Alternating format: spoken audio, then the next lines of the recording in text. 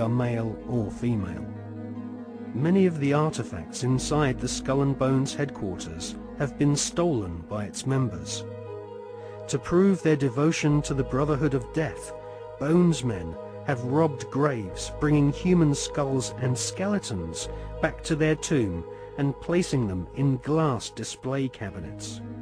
For nearly 40 years, George W. Bush has been an active member of this most bloodthirsty occult secret society. His allegiance is primarily to his fellow Bonesmen, not the American people. In order to prove his devotion to the Skull and Bones, Prescott Bush, grandfather of George W. Bush, savagely desecrated the grave of Apache Indian chief Geronimo. Prescott Bush robbed Geronimo's grave and had Geronimo's skull placed in a display case alongside the Order's other treasured possessions, which include silver tableware from Hitler's Eagle's Nest headquarters in Nazi-occupied Austria. Welcome to the satanically inspired secret world of the Skull and Bones Brotherhood of Death. Welcome to the sick world of the Bush family.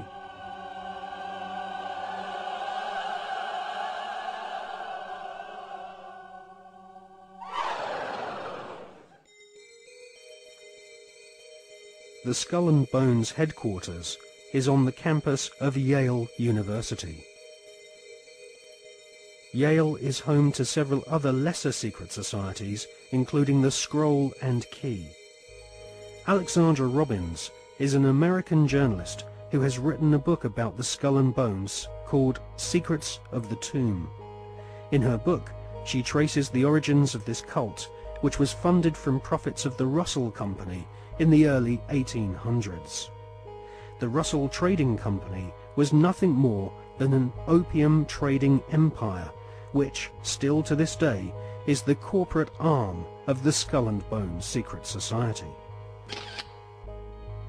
William Huntington Russell had travelled in Germany during his student years and was befriended by a disciple of Adam Weishaupt's Bavarian Illuminati.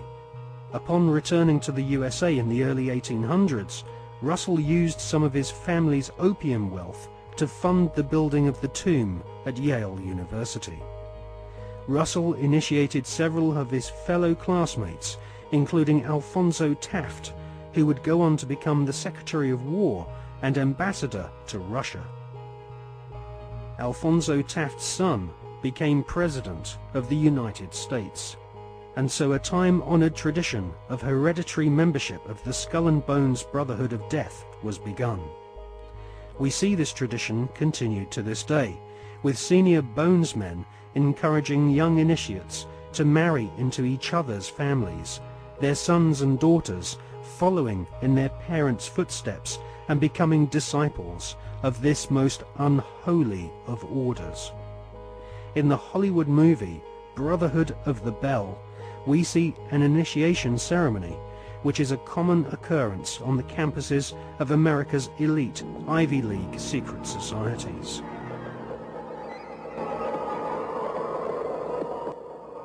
Mr. Patterson, Philip Everest Dunning, Mr. Chad Harmon, Mr. Dunning.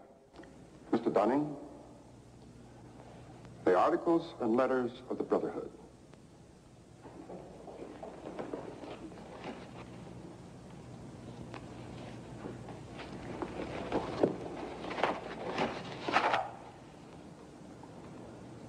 Do you swear that having been entrusted with these articles and letters since midnight this night, that you alone read them and did not communicate their content to any person whatsoever?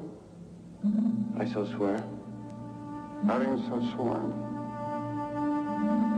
are you now prepared to go forward? I am prepared.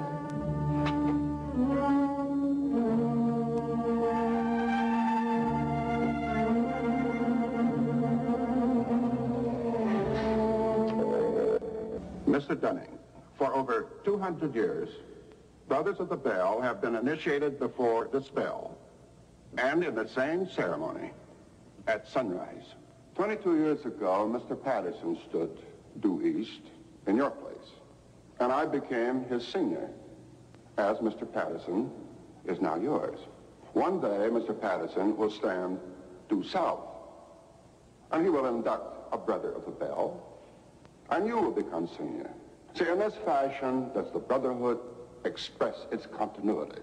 It will continue long after all of us are dead. But that continuity depends upon one thing: obedience. Absolute obedience. If and when you are ever called upon by Mr. Patterson to pay your due bill, you must comply, whatever is asked of you. Well, that bill may come due tomorrow, in 20 years, or never. It will not be a matter of money. It will be an act of fealty, of loyalty to the Brotherhood of the Bell. Now, if you require anything at all, get in touch with your senior, and he will see to it that it's arranged for you. Are you ready for the oath? I am. The oath, gentlemen. I, Chadwick Westing, do swear in absolute faith that I shall reveal no secret of the Brotherhood of the Hell, that I shall respect my brothers and myself, that I will act as they desire, secure their interests as if they were my own. And I pledge this, my honor, my fortune, and my life.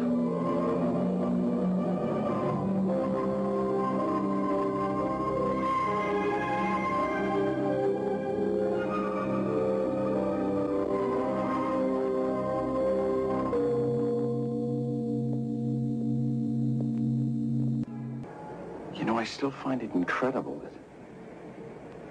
that I could get anything I want. Anything a man could get with money, privilege, and the best connections. You know, it just occurred to me that we're part of the establishment now. Not part. The establishment.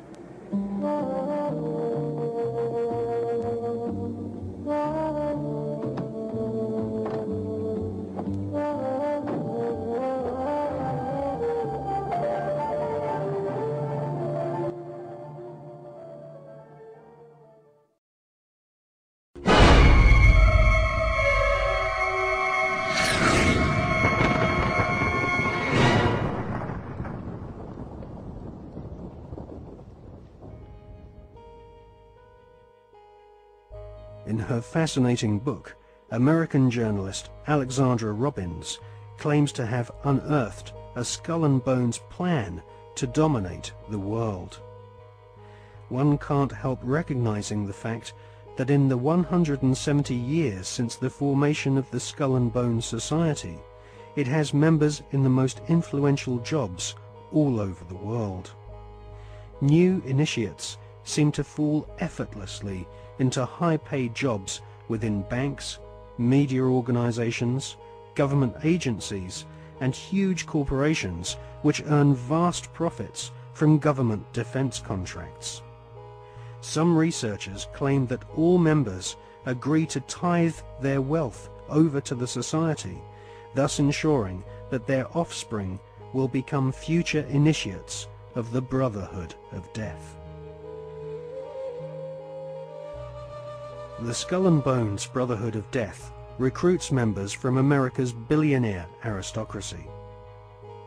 Multiple generations of the Bush family have taken part in sick satanically inspired rituals along with members of wealthy families who are behind some of America's most famous brand names. Based on the rituals of the German Bavarian Illuminati, the Skull and Bones have approximately 900 members worldwide. George W. Bush has initiated 5 fellow Bonesmen to join his administration,